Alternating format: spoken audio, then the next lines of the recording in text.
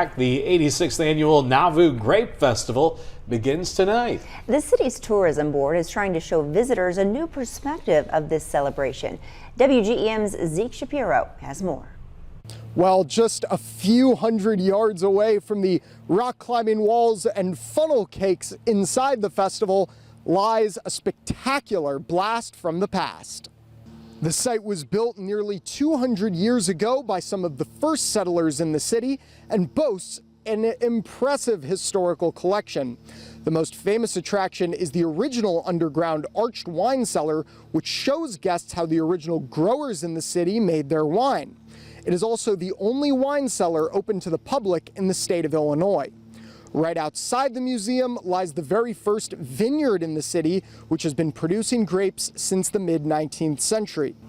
The museum also has their own Victorian parlor and Lincoln Room, along with over 100 historical artifacts.